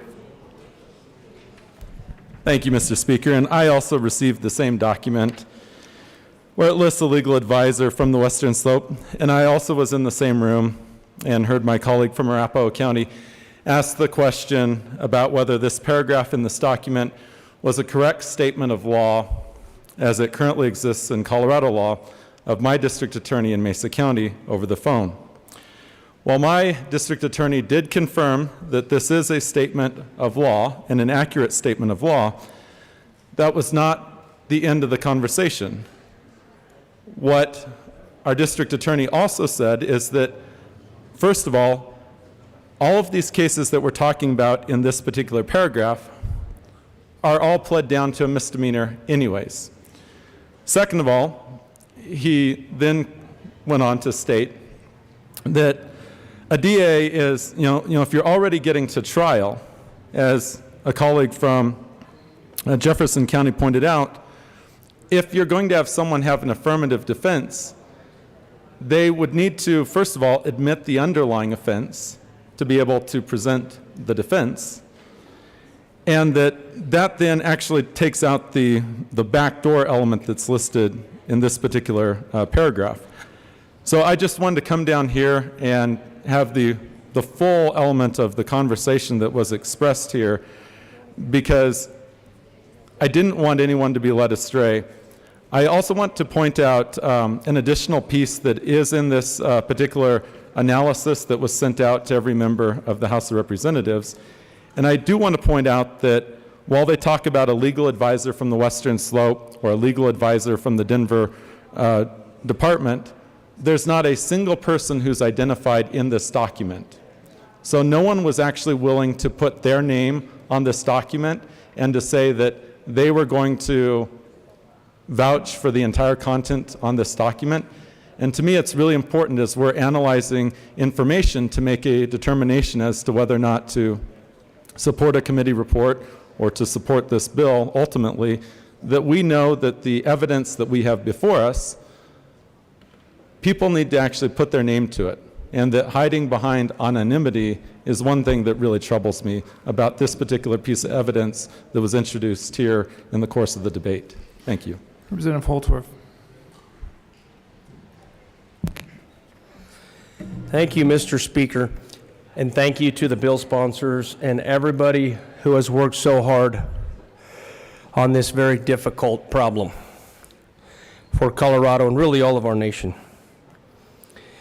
And I've been sitting here listening to the debate, and I have a very couple of short points.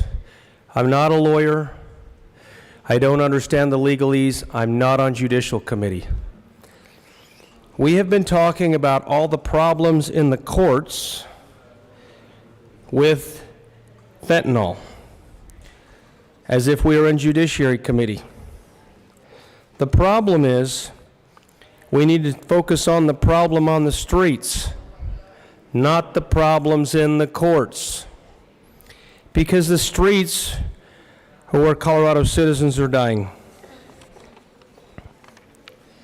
There is a sizable and intentional investment that's being made by Colorado in this General Assembly under the leadership of our Speaker and my good friend and colleague, Representative Lynch.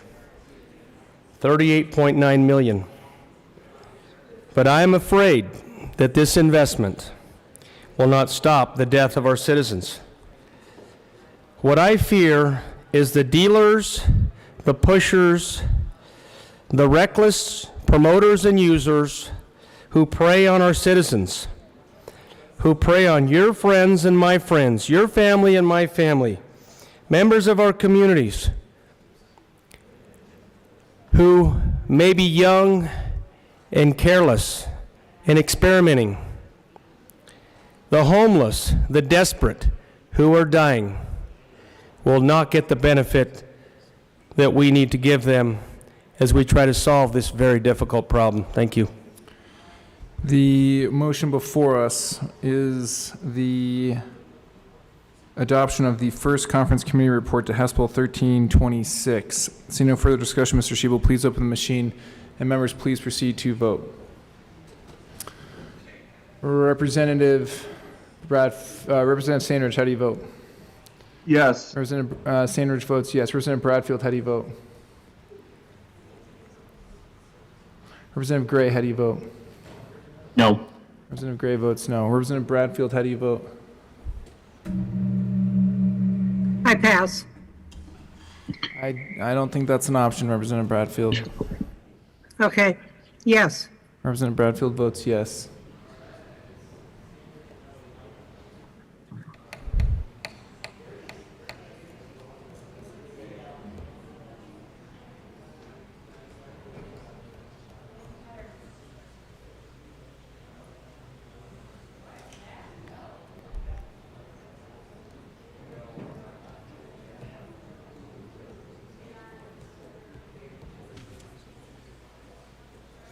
You could excuse Cutter. Representative Cutter is excused. Please close machine. With 46 aye votes, 18 no votes, and 1 excuse, the first conference committee report to House Bill 1326 is adopted. Madam Majority Leader. Thank you, Mr. Speaker. I move for the repassage of House Bill 1326 as amended by the conference committee report. The question before us is the adoption of the repassage of House Bill 1326 as amended by the first conference committee report.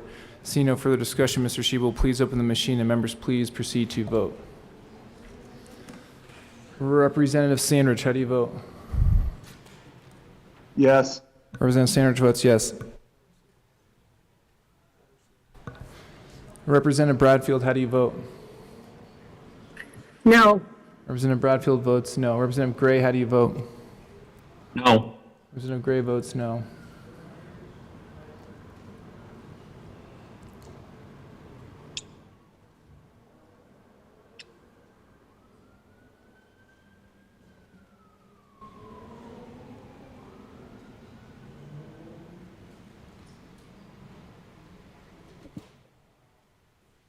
Please close the machine. With 35 aye votes, 30 no votes, and 0 excuse, House Bill 1326 is repassed as amended by the first conference committee report. Representative Lynch. Thank you, Mr. Speaker. I regrettably and respectfully ask that my name be removed as a prime sponsor. Representative Lynch will be removed as a sponsor. Co-sponsors.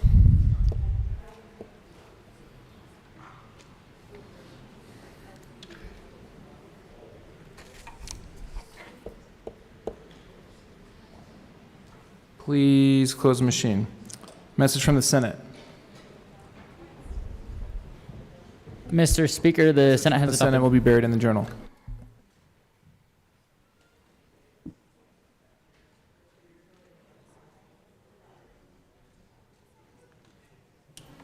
Majority Leader Escar. Mr. Speaker, I move for immediate consideration for the conference committee report on House Bill 1390. We will have immediate consideration of the conference committee report to House Bill 1390. Mr. Schiebel, please read the title of House Bill 1390. House Bill 1390 by Representatives McCluskey and McLaughlin, also Senators Enzinger and Lundin, concerning the financing of public schools and in connection therewith making an appropriation. Representative McCluskey. Thank you, Mr. Speaker. I move for the adoption of the first report of the First Conference Committee on House Bill 1390.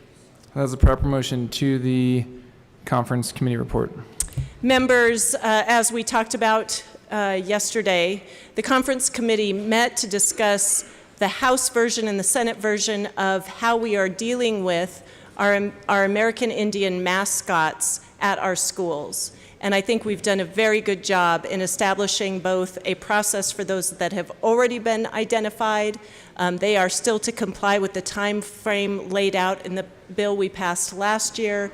And for those that may be newly identified as violating the American Indian mascot bill that was laid out last year, there will be an ample period of time for them to come into compliance. I urge an aye vote. Is there any further discussion? Seeing none, the question before us is the adoption of the first Conference Committee report to House Bill 1390. Mr. Shebel, please open the machine and members please proceed to vote.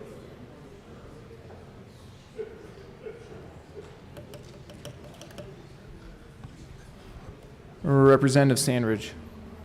No. Representative Sandridge votes no. Representative Bradfield.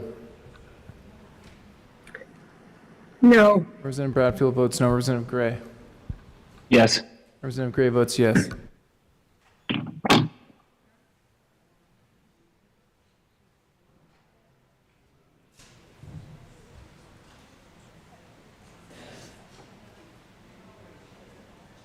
Please close the machine. With 55 aye votes, 10 no votes, and 0 excused, the motion to adopt the first Conference Committee report to House Bill 1390 is adopted. Majority Leader Escar.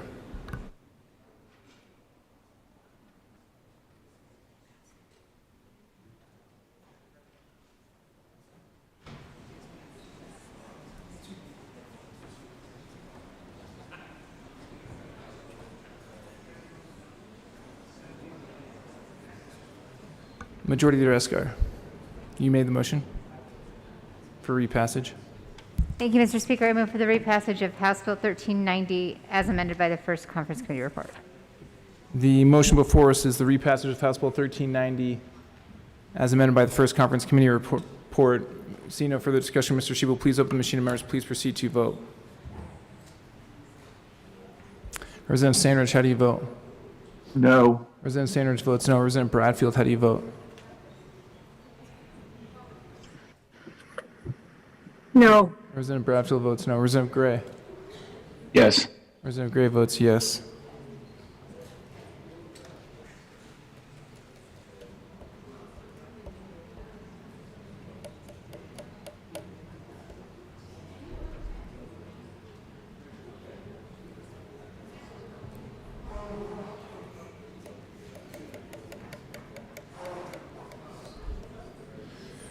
Please close the machine. With 45 aye votes, 20 no votes, and 0 excused, House Bill 1390 is repassed as amended by the first Conference Committee report. Co-sponsors.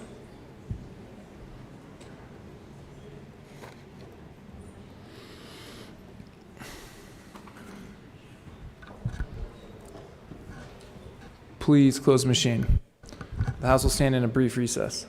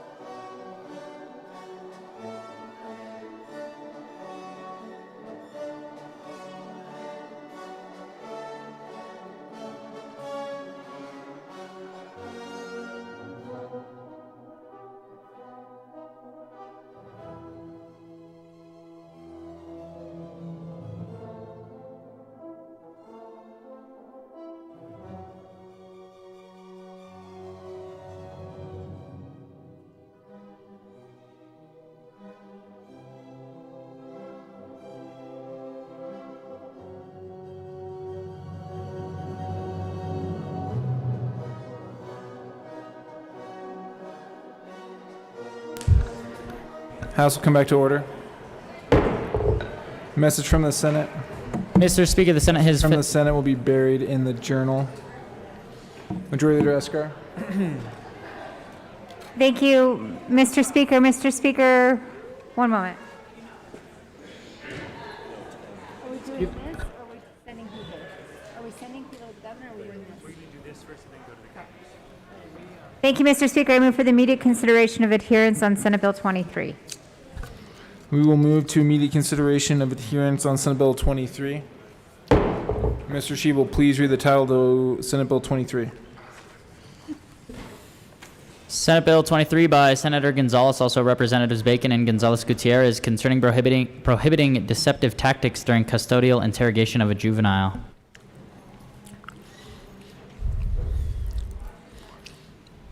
Madam Assistant Majority Leader. Thank you, Mr. Speaker. Members,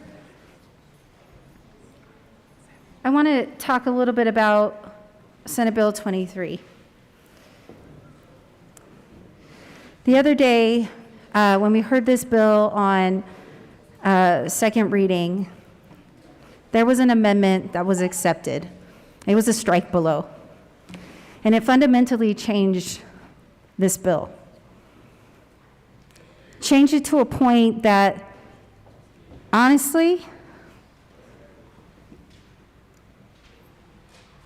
our coalition, our advocates, and we agree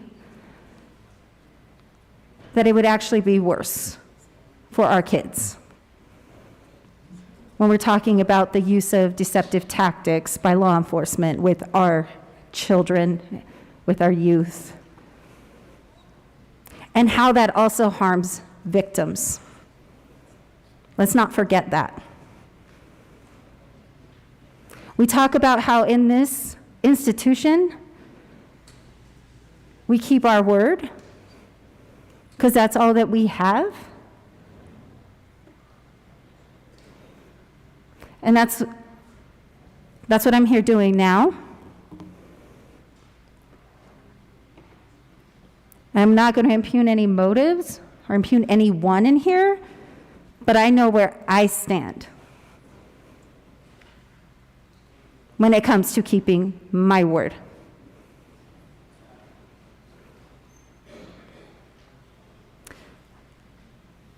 I want to invite Representative Bacon if she has anything else she'd like to say.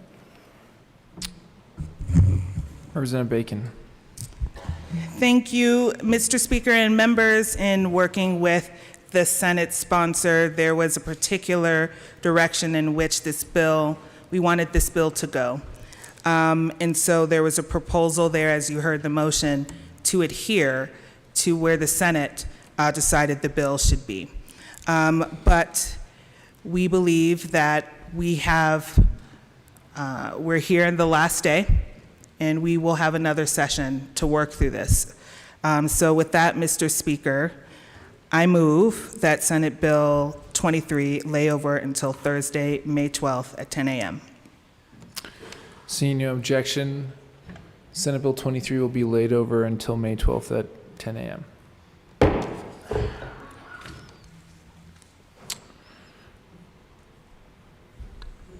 Do I just read this? Representatives Tipper, Lontine, Neville, please proceed to the governor's office and notify the governor that the House is about to adjourn sine die. The House will be in recess until the committee returns.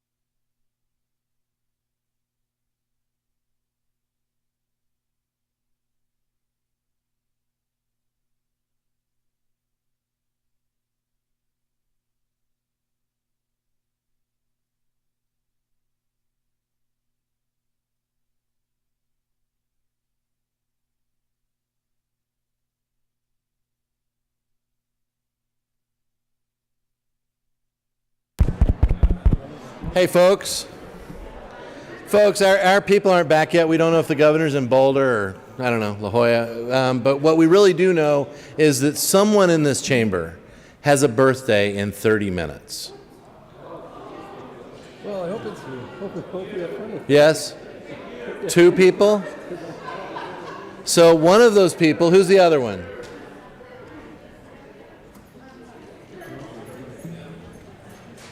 Where is Patrick Neville?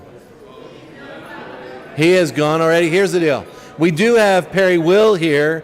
Perry Will's birthday, Representative Will, his birthday occurs in actually like 32 because it's got to get passed.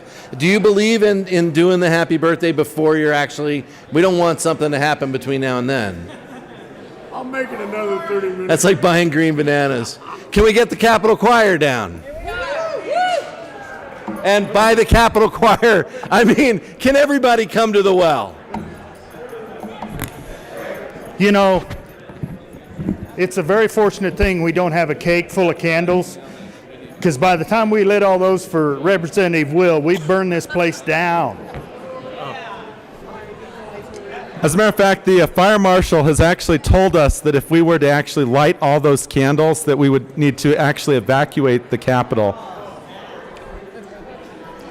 Rep. Neville is now here. Rep. Neville is Are we also ready? here. Where is he? I don't see He's him. right in the back. He's heading Where's this Will? way. Is it just Will or is it somebody else? Rep. Neville. Oh no, it's Neville's birthday too. Rep. Neville. Yeah. It's Will and Neville? Front and center. Wait, it's Will and Neville? Or is it Neville and Will? And are we singing once or are we singing twice? We'll sing once. We sing twice as loud. Twice as loud. And off key. In alphabetical order? No, y'all don't have to be. Yeah, Neville then Will. We're singing You don't have to sing. Who was born first? Well, that's Happy birthday to you. Happy birthday to you. Happy birthday, Neville Will. Happy birthday to you. Woo! Speech. Well, thank you.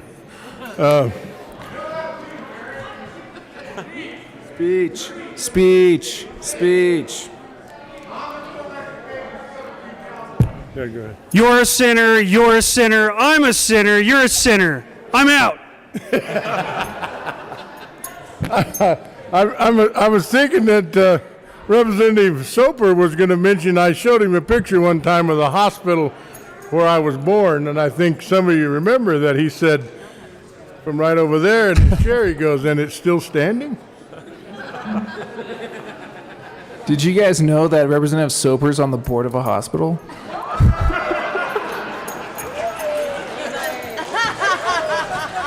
Representative Will. Mr. Speaker, and I didn't think I was going to get a chance today, but it truly has been an honor to serve with you, sir. Honor to serve with you too, Representative Will. I too am on a hospital board. Where's Patrick? There you go. Grand River Hospital, very proud of that. So, thank you. I'm going to try to enjoy my birthday moving out of my apartment. And Suze came over with me, so we'll probably at least get to go out to lunch. So, thank you. I will tell you, it's been an honor to serve with every one of you here. You know, I know myself, I got a tough race to do. Don't know if I'll be back. I do leave that up to the Lord. If the good Lord wants me here, I'll be here next session. And if not, I won't. I'll be doing something else. And but I want to come back. But I will say it's been a true honor to serve with all of you. So hopefully this isn't my last hurrah here. But if it is, it's been nothing but a pure pleasure and an honor. And it's a great honor to serve the people of my district and House District 57. So thank you.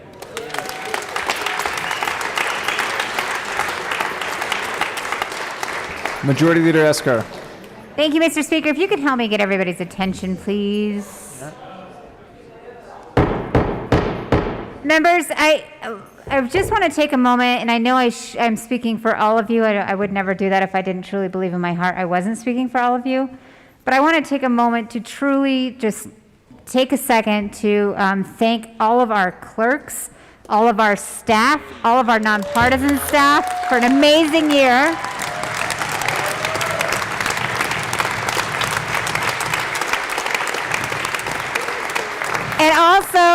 And also, I want to take a moment to really thank not only our sergeants, but the amazing staff here who are here every night cleaning up after us messy people as well.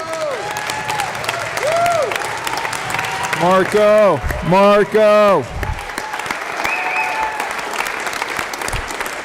This building and this work of the state would not happen with all of you. Thank you from the bottom of all of our hearts for everything that you've done all year, all session. Much appreciation. Thank you. All right, House is going to come back to order because we weren't in order. We need to hear the report from Representative Tipper, Lantine, and Neville. Representative Lantine. Good news and bad news. Well, thank you, Mr. Speaker, and Representative Neville and I are the senior members of this team, so I hope, and he's way more entertaining than me. But we went to go knock on the governor's door, and it was locked. No kidding. And Representative Tipper and I were like, well, what do we do? And Representative Neville says, well, I got his number. I can call him. So he did. And he's in the dome partying. And maybe he wouldn't want me to say that, but they're having fun. And we told him we're done, and he said, congratulations, and we did great work, and now he knows. And I think Representative Neville might want to have a more entertaining take. Representative Neville. No more entertaining, I guess. Just, it was kind of fun that I had his number and they didn't. So I'll take some glory in that. And then I also wished him a happy birthday because he shares a birthday with Representative Perry Will, myself, and Don Coram. So the best birthday gift I will have is not having to be here tomorrow. Here. Representative Tipper. Representative Tipper. You have to say something. You don't, actually, but okay. What they said. Majority Leader Esker. With that, Mr. Speaker, it's truly been an honor to serve with you. Honored to serve with you too, Majority Leader Esker.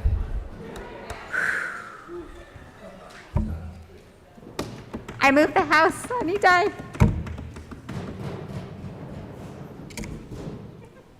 Take your time. We have 24 minutes. I move the House adjourn, Sonny die.